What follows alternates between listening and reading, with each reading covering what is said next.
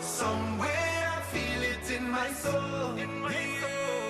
One chance is everything we've waited for. It's our time, so let me take it home and knock it out of this world. Out of this world where we going. Out of this world, yeah. Out of this world where we going. So come on, let me waiting and anticipating just to get a chance so we can be great kings. That time now wasting, no more debating.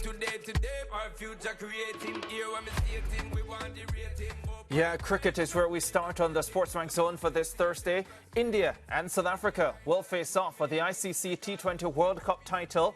Both teams registered semi-final wins to set up the meeting, with South Africa crushing Afghanistan by 9 wickets in the first semi-final on Wednesday night in Trinidad and Tobago, scoring 60-for-1 to win by 9 wickets after dismissing the Afghans for 57, the lowest score at that stage in the tournament's history.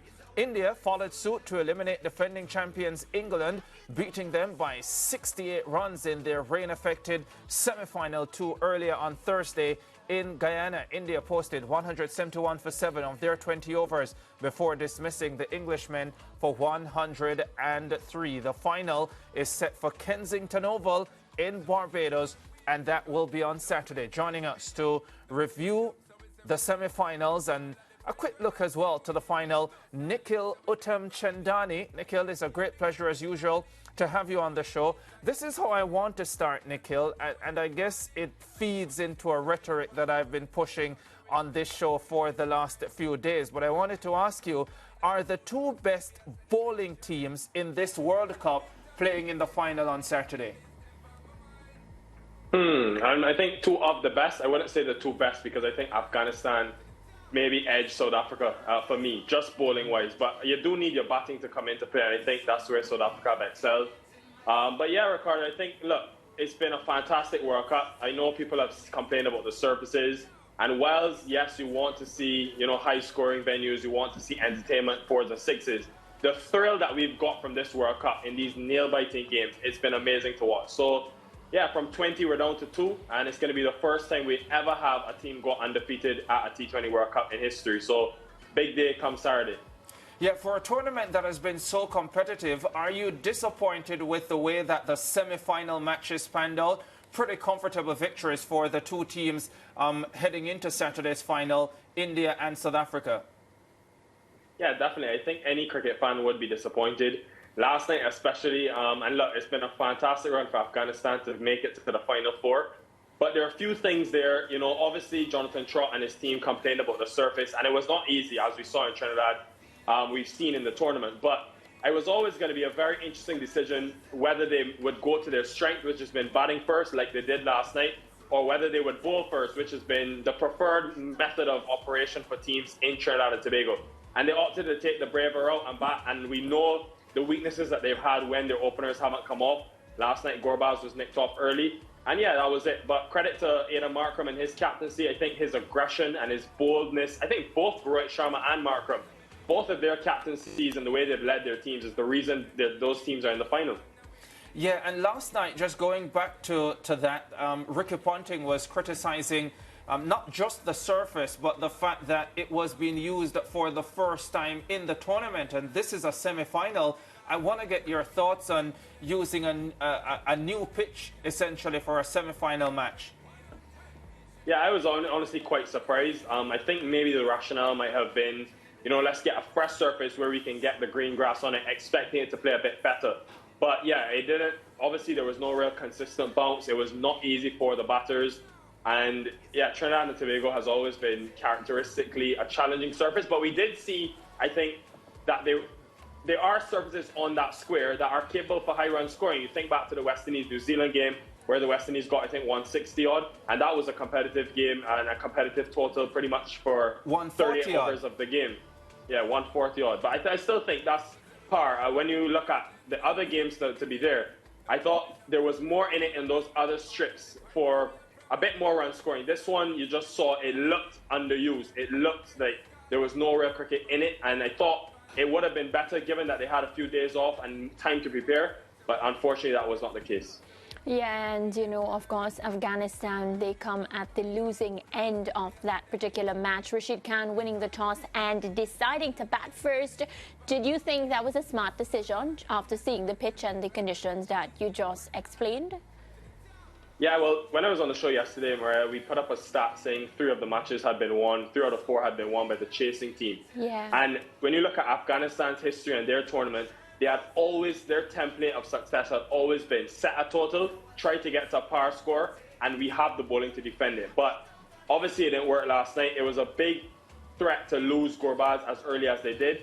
And it was confusing. At times they looked like they tried to counter-attack. Again, credit to Markram. There were a few things he did last night that really impressed me. He had a leg slip in for Janssen, the left-arm steamer, and it just had Afghanistan stunted. They didn't know if the ball was going to come back in.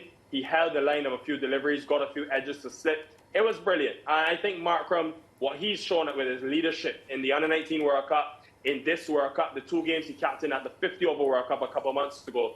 He is the long-desired leader that South Africa have been searching for, and his record is impeccable. I think they've got a great chance to win this T20 World Cup.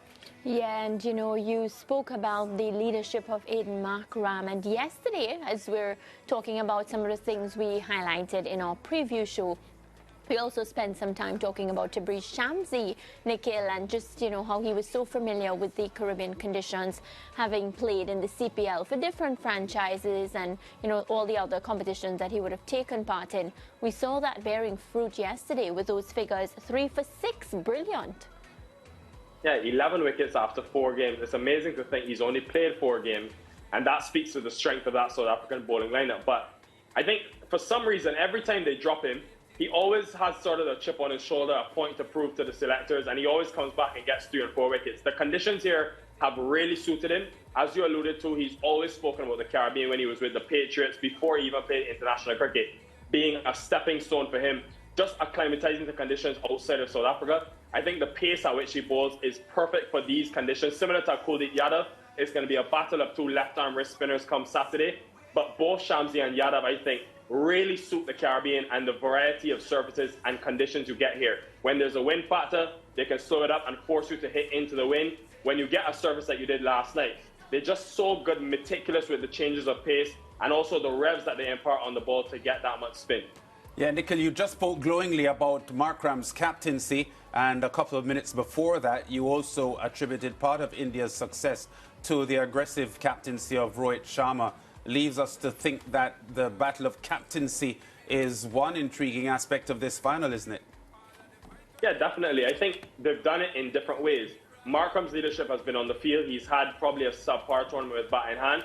But Rohit, for me, Lance, I thought back today watching that game 2 years ago in the T20 World Cup semi-final, England versus India. And Rohit Sharma in Adelaide got 27 off 28 balls in good batting conditions. And after that game, he said, we need to make a cultural shift. And he has led from the front. You look at the way he's batted in this tournament. That innings against Australia, fine, 90-odd, fantastic, but it was very good surface. Today, though, this was the real test. And just to see his selectiveness, the patience in which he employed, understanding that this was a surface where you need to have a set bat at the crease. And for me, the partnership that won the game for them was Sky and him, where they got 73 off 50 balls. And again, very selective, just one boundary and over, and the others low risk rotation and other options. So for me, I think he has led with bat in hand and it's filtered down. The fact that Virat Kohli is still not contributing and they're undefeated just shows you how good he's been, but also how much confidence he's instilled in the rest of that batting lineup. Yeah, I keep talking about the number of match winners that the Indians have, Nikhil, and I saw Sky hit a ball today. A ball was pitched outside his off stump, pretty far outside his off stump. The next thing I knew, he was smashing the ball over the mid-wicket boundary for 6. And that was the swiftness of his bat movement and his foot movement contributed to him effecting that shot so impressively. And it just was a moment for me that said, you know what, these Indians really have a lot of tools in their armory. I just think the batting lineup, Sky and all the rest of them, they don't panic, Lance. I mean, today that innings from Sky was important, but there was an interesting period of the game when Sky got out in the 16th over, and you had 2 new batters at the crease, Hardik Pandya, Jadeja, and I thought to myself, right, in the 16th over, this could be the difference between 170 like they got or 150. And Hardik to come in and really take the attack to Chris Jordan, got 23 from 13. That was such an impactful innings for me, helping them with those 2 sixes to get up to 170. What I love from Rohit after the game, he said they don't talk about what's a par score, how much they're aiming for. He wants his batters to be instinctive. And maybe if you told Hardik, let's aim for 160, instead of those 2 sixes, he might have hit a 4 and a single. So just the fact that he's given them this freedom, with all the expectation and the pressure that's been on India over the years, it seems like they've found a way to be free and still win. And that's not an easy thing to do. And they've done it superbly well in this tournament. Yeah, and I want to also point out that apart from the fact that the 2 undefeated teams are going to be battling in the final, both teams, well, more so South Africa, have been through the grind because, well, not so much India, because they have won most of their matches with some degree of comfort. Do you suspect that South Africa's path to this final, so many nail-biting matches, so many moments where they looked as if they would lose but still found a way to win, is an illustration that they've got the heart to go all the way this time? I definitely think they're a different team, like we've discussed in past shows, where those small moments where, for example, 12 for 4 against Netherlands, or defending 9 off the last over against Bangladesh, or just 25 to defend in the last 3 overs against England, those moments in the past they've lost and they've quote-unquote choked, as people like to say. But the fact that, yes, they weren't convincingly winning those games, but they were still winning, that was always a telling point to me. And last night, I think it was just a complete performance. They look like they're finding their best sort of form. But again, I put it down to Markram.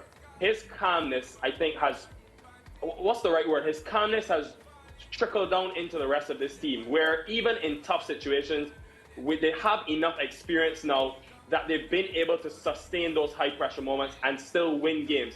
But I think on that Saturday final, it comes down to the day, because I would look at India's path. Both these teams played the majority of their group stage games in New York, which was by far the toughest surface to play in.